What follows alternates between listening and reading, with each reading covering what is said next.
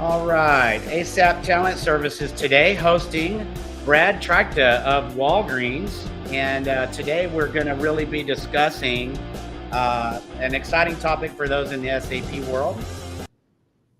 And so basically what we're going to talk about today, Brad, is, some of the initiatives that you led at Walgreens, the ups, the downs, what went great, what didn't, the lessons learned, and kind of take us on this journey of this major data archiving project that you helped lead there for Walgreens, and basically those lessons learned. And I think anyone watching this video podcast or listening to it will have some major takeaways as you guys prepare for major projects that you might be running in the future, digital transformation efforts, negotiating with managed service providers, with systems implementation partners.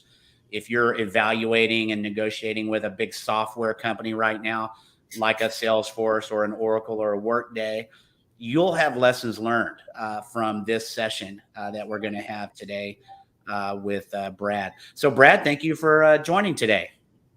Thanks, Jeremy, for having me and inviting us to tell the Walgreens story. Yeah, absolutely.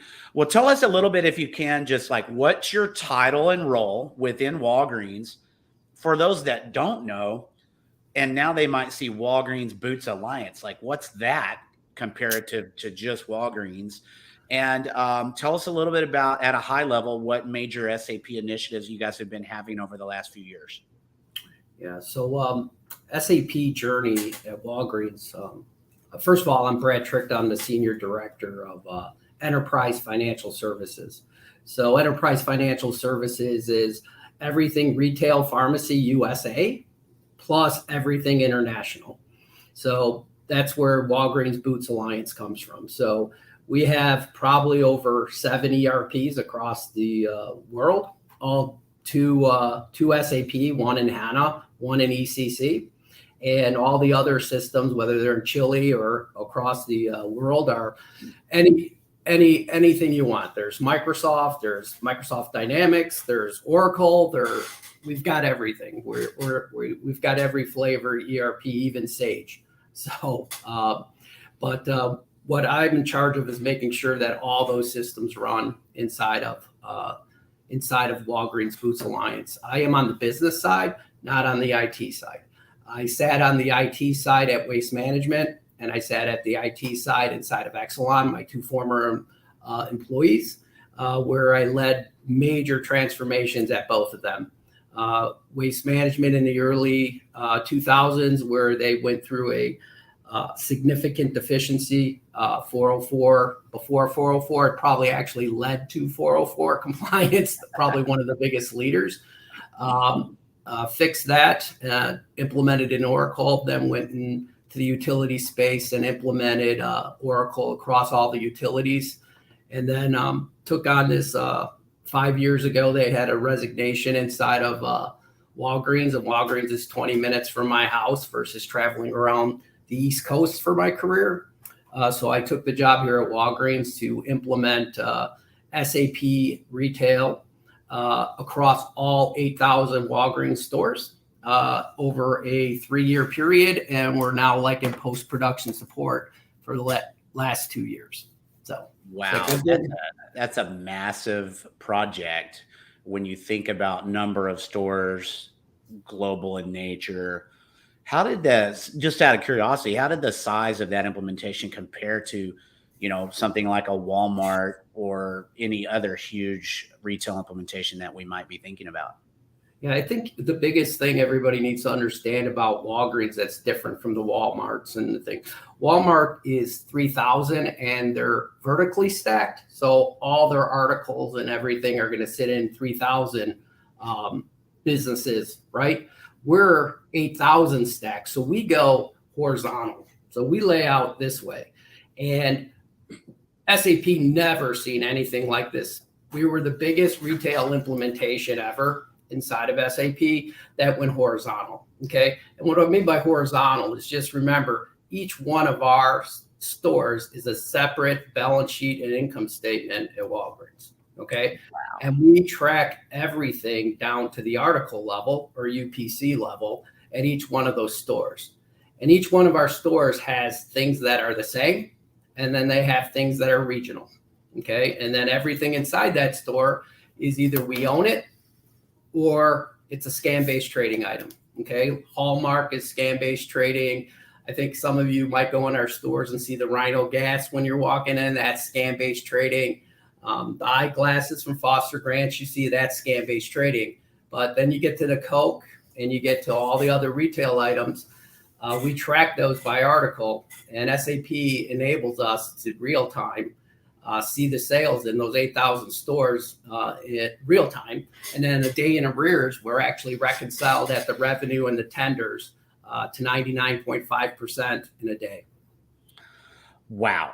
And so, I mean, at quick glance, very quick into the discussion, we're realizing massive amounts of data that you guys are looking at real time and calculating daily, monthly, quarterly, annually. And then as you're in business for a long period of time, that data is just building and building and building. And then ultimately, obviously, we have archiving, which we're going to get into. But let me ask some high level questions before we get into the deep detail. What went right? Every SAP implementation and major disruptive like digital transformation effort, it's going to have its twists and turns. It's going to have its good moments maybe, and then it's going to have its moments where we're having serious meetings where things are not going as planned and we have to course correct. And sometimes that it's things that can be lessons learned on the business side. It could be issues with the software company or the SI partner that is helping run the project. We've got third-party bolt-ons going on and integrating non-SAP solutions with SAP. What went right? And then also maybe what went wrong just at a high level for you guys over the last 2 years? I think what went right was it was a rollout, and it was a controlled rollout. And it was sponsored at the most highest level in the company. And the stopping and starting of it was based on facts, right? That when you couldn't pay a vendor or you couldn't get your vendor invoice management system to work correctly, or the stores weren't receiving, in order for GRIR to actually accrue the liability on store receipt, we were able to slow down because leadership wanted us to get it right. Okay. And things like goods receipt accuracy at the store level were something that they thought they did, but we all know on this call that SAP is a precise tool. It's not, hey, you're close. So the big lesson we learned is that the level of specificity that requires us to run SAP made us better. So we really do know what units are in our stores. We really do know how many are on the shelf. And I truly believe that when you go on your phone and you're looking for a certain lipstick or a certain item inside of a Walgreens in your area, we all know that there's usually another one, down the street or around the corner. And if it's not on one, if you don't see one on there, go to the next one. And I guarantee it's going to be there because SAP brought that to us, where I could tell you that before that, there was no way for a customer to know whether or not when he or she visited our store that item would be there. SAP gave us that accuracy that we never had before, and the ability to see it leaving our store, as well as the ability to see what the shrink was on that item in the store. So our accuracy to what's leaving our store through the POS register versus what's leaving the store through theft is very, very good. Very good. And you guys are able to look at this information real time, day to day, not even just monthly. We look at it day to day. So we track our sales and our cost of goods sales daily. And like I told you, we're at 99.5% by the end of day one. And then we're at like 92.8 by day two. because we all know our POS is going to have issues, outages, right? Time down. That's why we're not there. But we took it from like a 92% accuracy. And then with SAP, we took it up to 99. So I think that's just an incredible story about the power of SAP here. Yeah, that's obviously an awesome business case. And when we're all being real and authentic, there's usually good, and then there's lessons learned, and there's things that, oh, if we could go back and do this again, we could have done this differently. If someone on this podcast that's watching or listening is about to embark upon a major digital transformation effort, or they're about to select and implement SAP for the first time, what kinds of pieces of advice would you have for them on evaluating and negotiating with a major software company? Yeah, I think the first thing starts with the people you have on the account, right? It starts with if you're going to SAP HANA, make sure that if you're dealing with SAP, that again, size of Walgreens matters, right? Both in getting the best talent, you would think, because of our size. And I tell everybody that I talk to, the best thing is you got to get the best people that really know HANA, not ECC, not if you're going to HANA, get HANA guys. And the one thing I will tell you is the experience of people in car. There's just nobody. It's like leprechauns.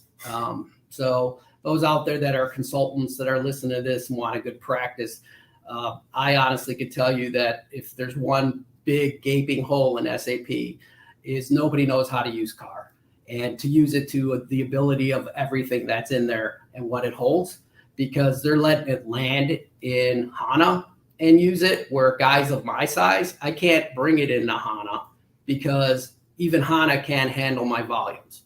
So everything like from scan-based trading here, we can't use delivered SAP MRKO. We have to use and built MRKO and our EDI 840s inside of SAP car because of our volume. And so we now take our scan-based trading across the whole country, and we're able to bill it in a day in arrears. And we closed the gap of like $100 million in billing just by implementing it. But we couldn't implement it in the standard SAP, Jeremy, because our size couldn't handle it. We couldn't run an MRKO job in SAP. So we had to run it in from our size. We had to run it in car, and then getting the experience of people that understand car. They don't have it. We had to make it. The subject of talent acquisition, obviously, I'm a search guy, and so that's always interesting to me. And obviously, you've got hiring full-time talent. You've got, can we find an independent consultant with a really niche skill set? And then you're leaning so many times on hopefully people that have expertise within the implementation partner, the big four firm, whoever our partners are in these large, huge projects like Walgreens was facing.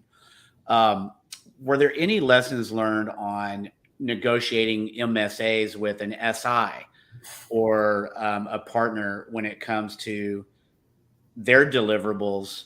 And then if you feel like they're coming up short, like what's a best practice as an internal leader around how do we turn that situation around? How do we leverage the MSA to get the results that we're looking for and course correct if we're unhappy with the level of service that we might be getting? Yeah, I'll tell you, we started probably too late on this, but I'll have to, Marty Kierzak, who works for me, I'm going to use archiving just as an example. And we're pretty much rinse and repeating what we've learned. And archiving is a great example of the promise from SAP of a world-class piece of software that archives, right? And right out of the box, you could use it, right? And then it's the promise from Open Text that, hey, we've got this world-class relationship with SAP, and Open Text is certified to integrate with S/4HANA. Well, like my mom always used to say, if it's too good to be true, it's too good to be true. And that was too good of a to be true story. I know a lot of people will be laughing and listening, and it's kind of like a laugh or cry scenario, but so many customers have had all those promises, and then it's not always as easy to deliver as what was told to us on the front end, right? But see, Jeremy, the big thing here that's different than everybody else is the life and breadth of Walgreens front end retail is SAP. And if the system can't perform because the hamster keeps running around on everybody's screen or the handheld doesn't work to get goods receipts in, you guys need to understand that Walgreens is a moving average cost. So we're not a standard cost system. So every time a store receives anything in that store, whether it's a Snickers bar or a Coca-Cola or a gallon of milk, it adjusts every price of the gallon of milk or that Snickers bar on that individual store shelf based on goods received. Okay. So the performance of our system is the most important thing for the success of SAP. And if we don't get an archiving strategy in place with Open Text and SAP that actually works to keep the size of our database small so that we can run at an optimum level, then there's no sense of us implementing SAP. So what Marty Kierzak did, and he did it very well, and please feel free to reach out to Marty, any of you that want to talk to him. But we literally drove them into rooms. So every day, Open Text had to have leadership and people on the ground here at Walgreens to actually build out a playbook of what we do here. Every day we do this, and this, and this in this order. And I'm telling you, when we all came together, SAP didn't know how Open Text worked, and Open Text didn't even know how SAP HANA worked.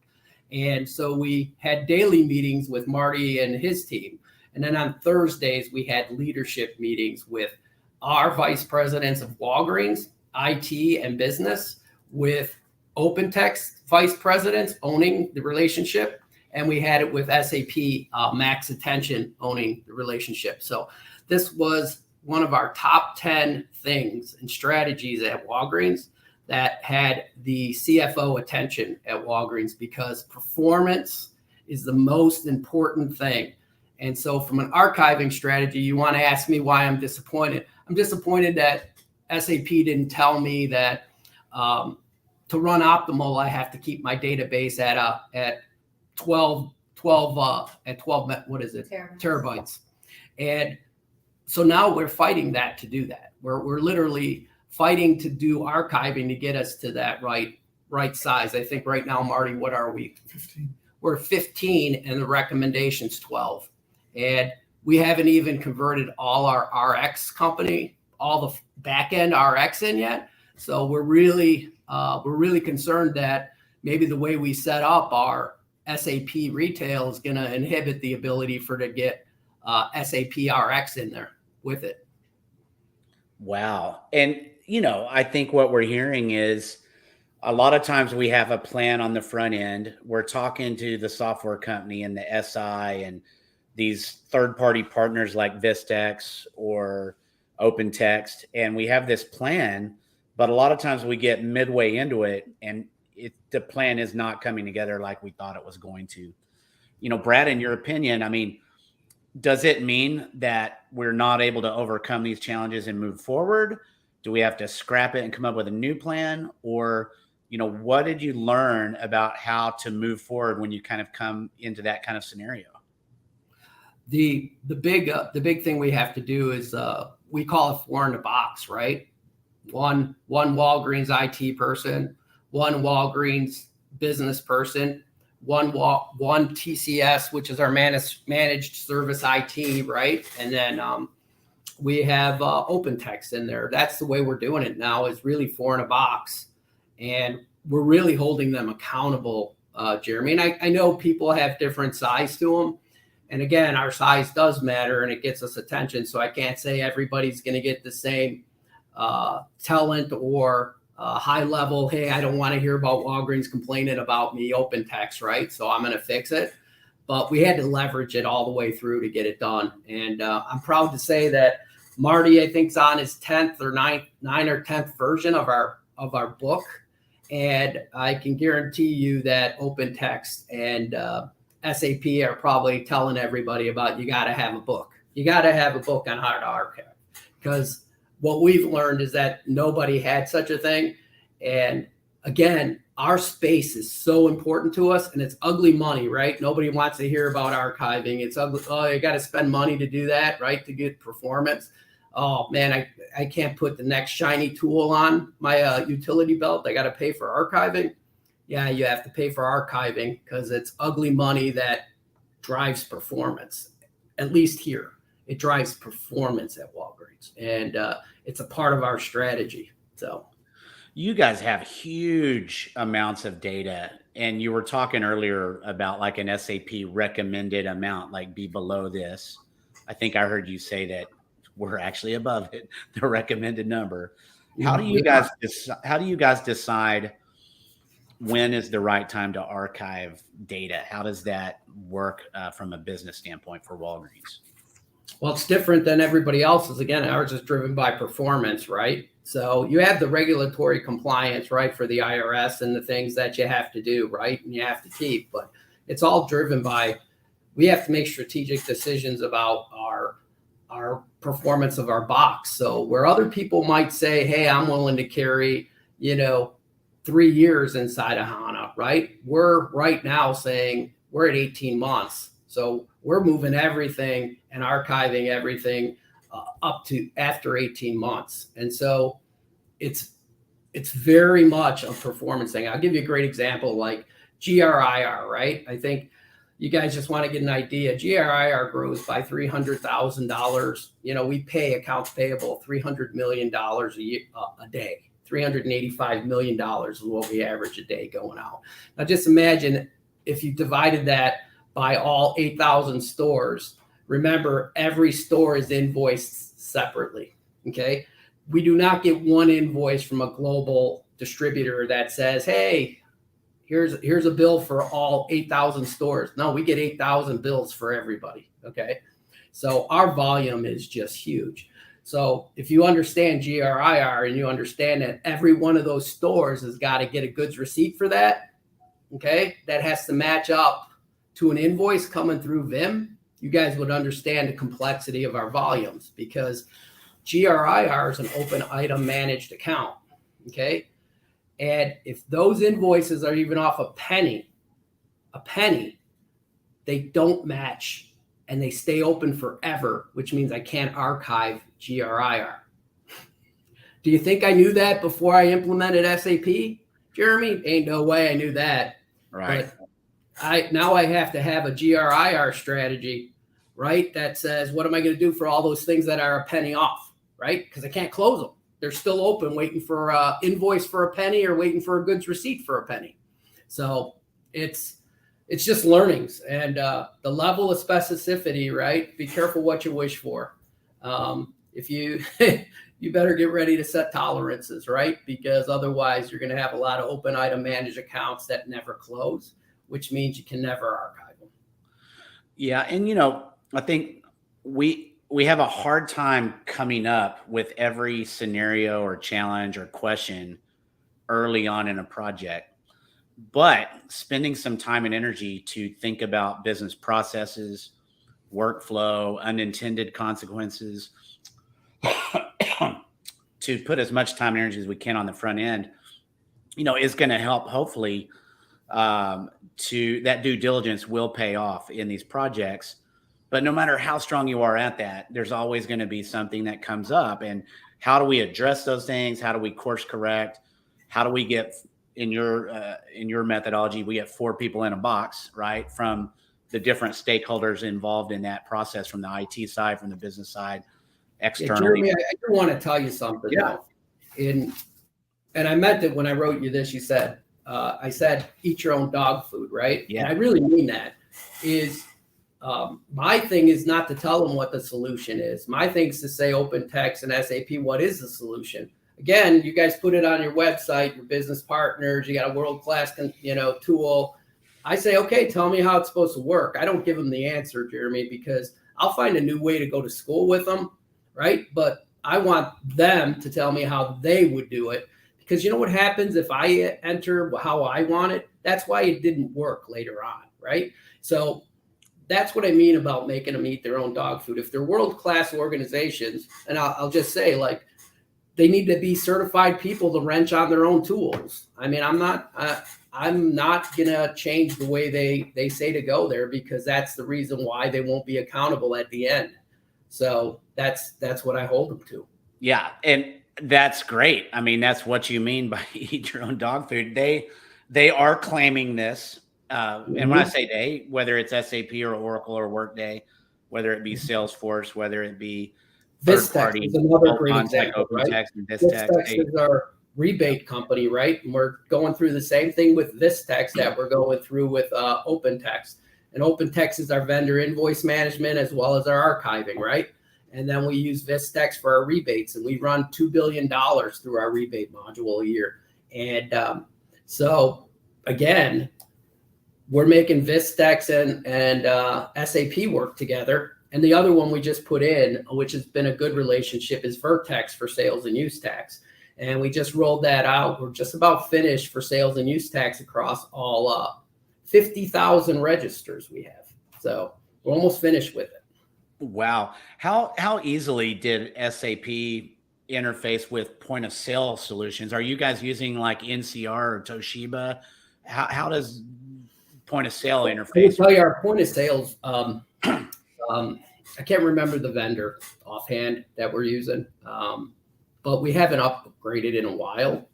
But the point of sale, that was one of the first things I fixed when I came here, was making sure that the integration into SAP CAR.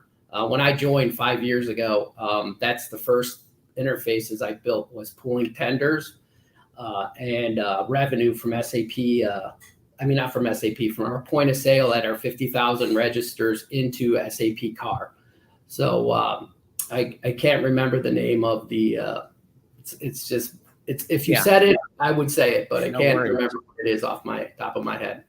Two other kind of questions as we wrap up, and we'll go into some Q&A and some conversation as well.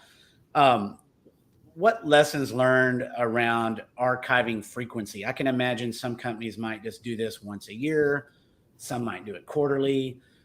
How do you know how often you should do archiving from a frequency standpoint? And there could be unintended consequences once you've now archived, and then you need to retrieve that data at some point. So tell us a little bit about what your thoughts were around frequency. Yeah, I think ours, again, Jeremy, goes back to our frequencies driven by performance, okay, and regulatory, right? So you got regulatory compliance, the 7 years types of things, but ours is really the performance. We have to archive, and our goal is to get to 15 months, because, the recommended thing is always by SAP and the big four is to keep, 12 months plus 3 plus a quarter, right? So our goal is to get it down to 15, but we're stopping at 18 right now, just because we have so many issues we have to clean up in other areas of lessons learned on SAP that we don't want to archive, because once you archive, you limit your ability to use automation like reversing things inside of SAP, because now they're archived, so you can't reverse those transactions. So we have some cleanup to do. And our strategy of the 18 months to start with is really based on the performance of the box. And the performance of the box is also going to get inherently bigger as we roll out our X backend into the same environment as SAP. So. Awesome. When it comes to like document retrieval or data retrieval after it's been archived, any particular thoughts on that as well? I think that's change management to the users, right?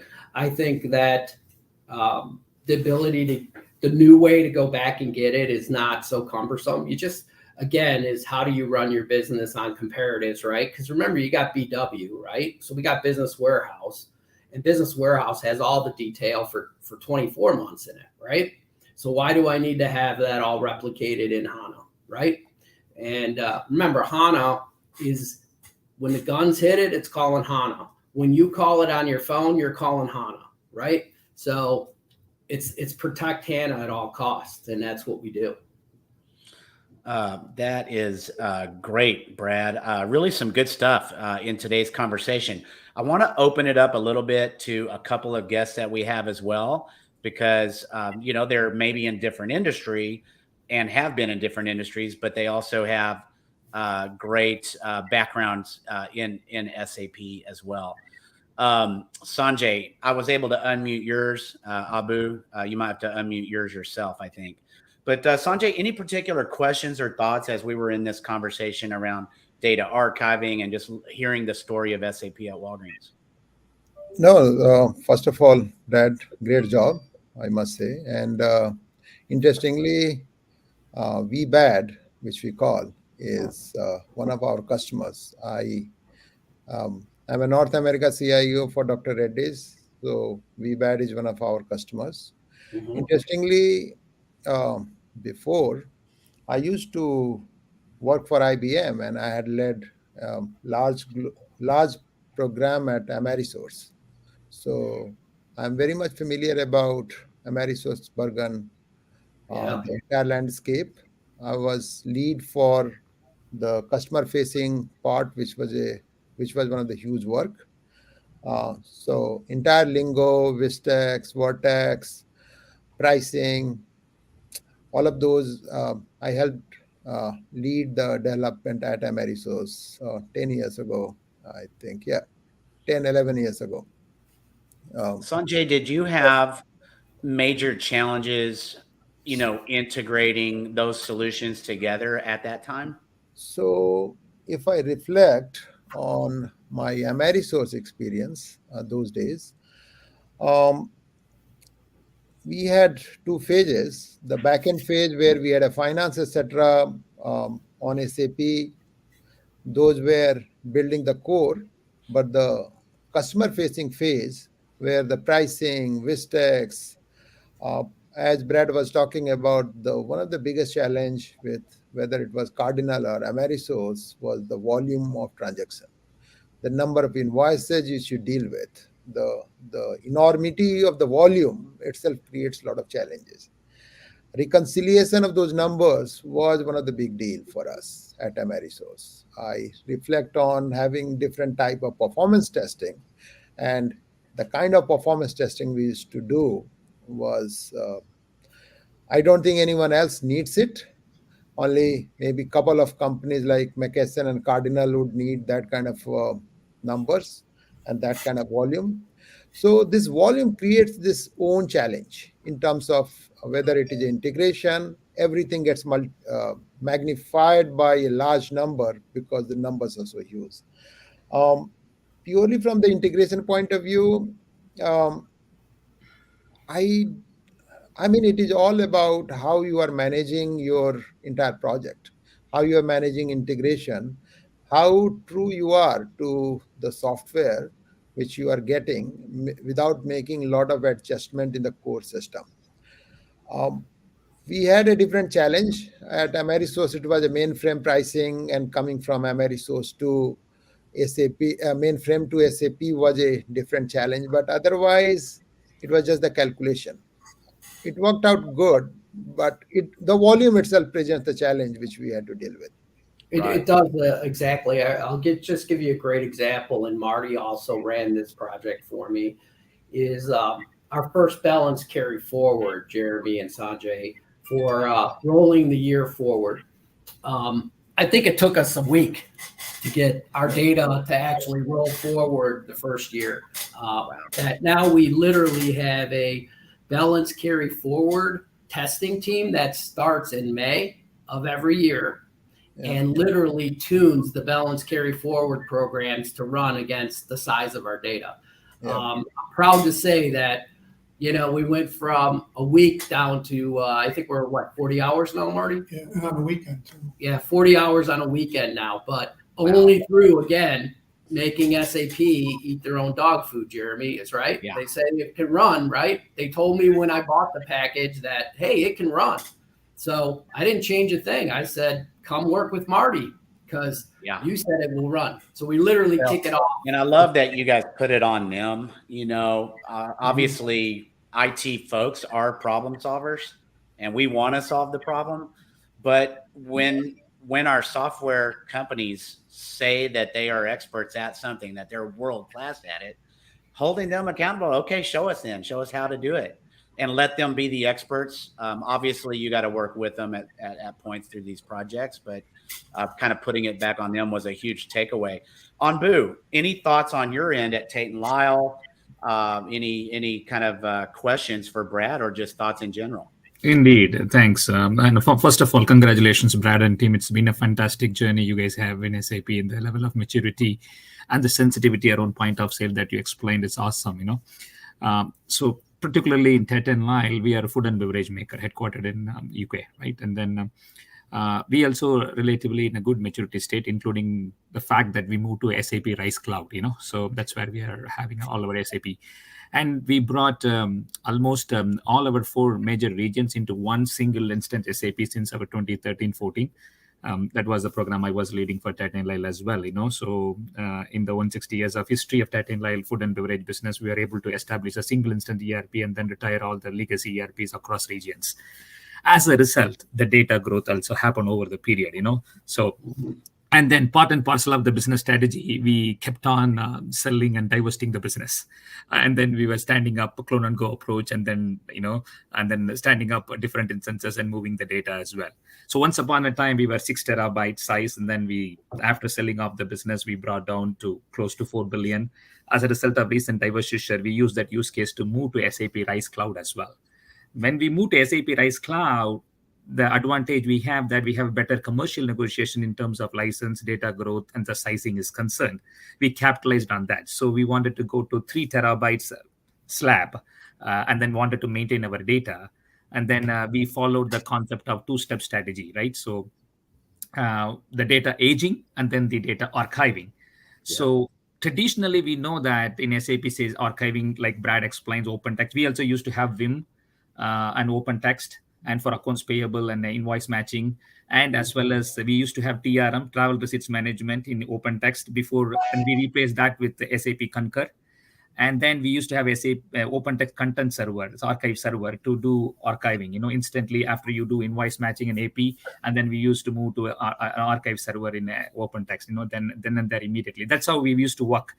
Then after moving to Rise, we wanted to capitalize on the commercial advantage and save dollars on the companies. And then our data, whenever it moves to 3.5 terabytes, and then SAP was pushing us to move to 6 terabytes memory slab. They increased the cost by 3 terabytes each. So we wanted to maintain always under 3 terabytes, taking the advantage of commercial. So we followed the data aging concept, HANA, because you have HANA in memory, 3 terabyte, and then that is called hot storage. Then the warm storage, you can move the data movement from the hot storage to warm storage, and then you can move and always control it. You are below 3 terabytes. And then we have a 24 months time slab, and each and every 24 months we used to move from warm storage after aging to the cold storage. That is what the real archive Open Text comes into play. So we take the data out from that warm storage to cold storage, and then we physically archive that point in time, anything more than 24 months. And that is the strategy we followed it. And then we are taking a significant advantage of keeping the data below the 3 terabyte slice, and then taking the commercial advantage out of it in Rise. Awesome. Just wanted to share that. No, I think that's outstanding. One thing depending on who's listening and watching, some of this sounds so technical, but I want to ask Brad and maybe Sanjay and Abu as well. When we finally get this stuff in as best we can, not that we're always looking to get it even better, but what's the value back to the business? How does this stuff really make a difference to the business? And what were those huge success stories in terms of how we quantify the value of these kinds of projects and programs, Brad, there at Walgreens? Well, I think it actually drives strategy when you have systems like this. So whether it's on planning your store demographic, right? It starts to show where each store has a different type of sale pattern, right? So it really gives you better forecasting for what you need at each store, okay?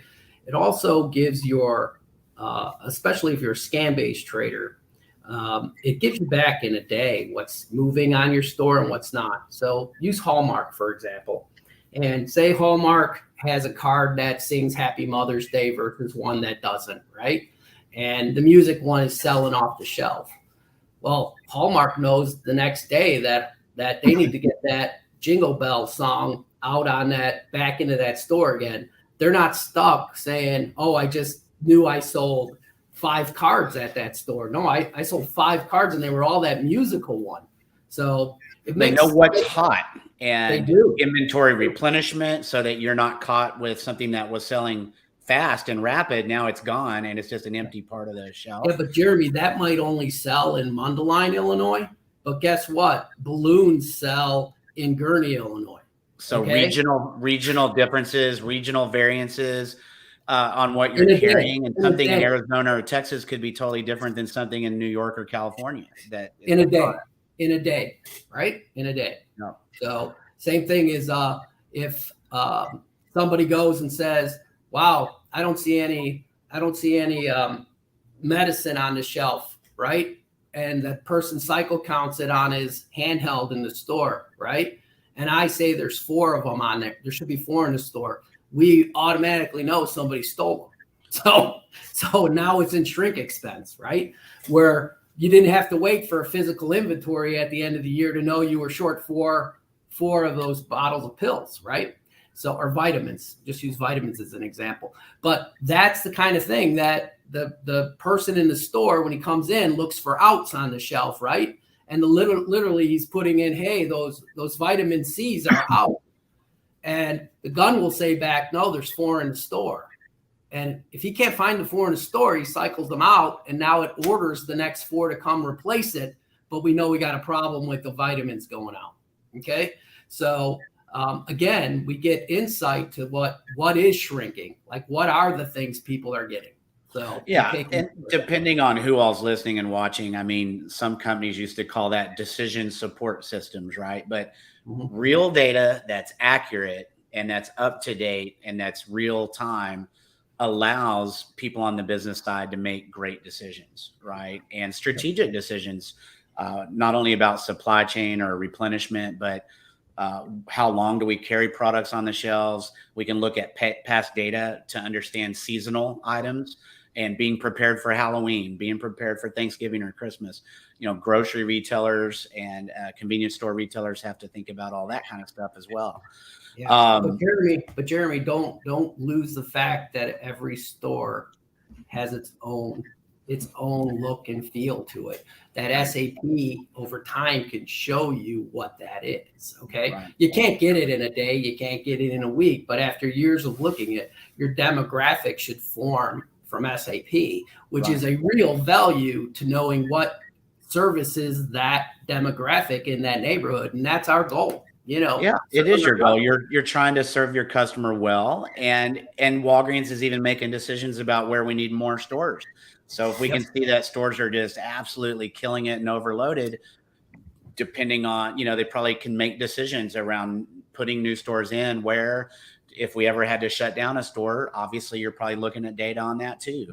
But it is impacting the ability to make smart decisions with real data. It really is. And the one thing I want to tell you guys is that I didn't run this whole program, Jeremy.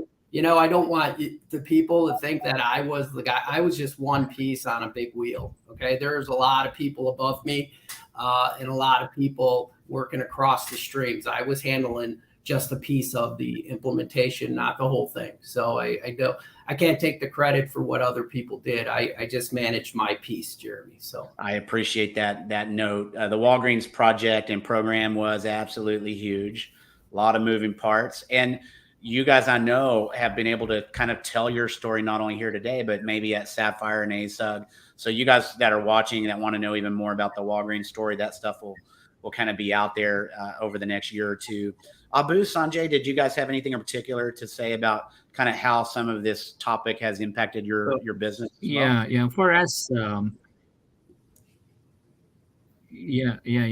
I can add a bit, right? So the data archiving, the very disciplined way of data archiving helps in faster decision makings, right? So one is technology side, it's a landscape simplification, okay? Because your data growth, you manage your the landscape and then the archiving strategy. Right? Then the business side, the faster analytics, basically the analogy is that it's searching the needle in stack.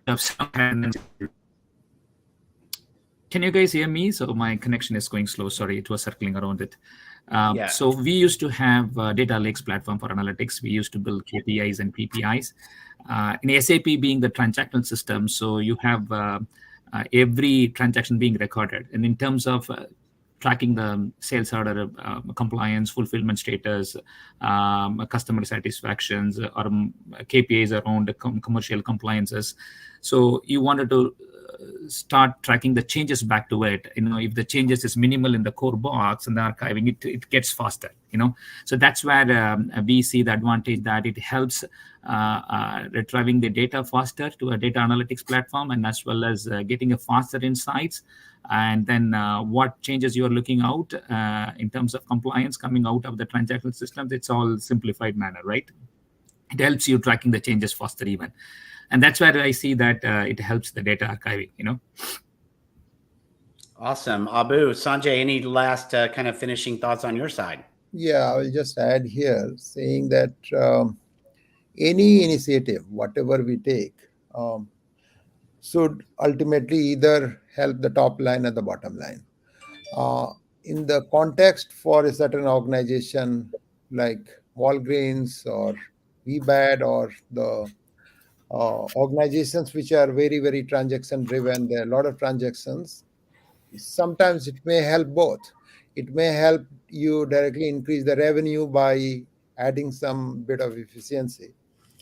But in general, it is all about efficiency. It is all about bottom line, being more efficient, save some time. People become more prompt in providing the information, whether it is saving some IT piece in terms of some simplification or putting data at a different, because these days, most of the data, if you see, they are hot and cold kind of a concept where the data storage at different layers are cost at a different, basically it costs differently. So you can optimize your cost, but eventually it is saving the bottom line. So generally, I see the data archiving for most of the organization, if you see the business case, when you build for this type of investment, is more to save the cost. But in certain context, it may also help in your revenue piece. The retail organization is where you can see that some of those top line can also positively impact it. Yeah, I mean, there are different approaches of going about data archiving, the entire data management, and all. But overall, it is a smart thing to do. Is what absolutely awesome. Thank you, Sanjay and Abu, for joining in the conversation today. Sure. I want to thank Brad and the Walgreens team for sharing your story today. I think there was some really good stuff in there, and hopefully for those that are listening and watching today, you got some good lessons learned, some things to think about as you embark upon your own IT initiatives there within your company.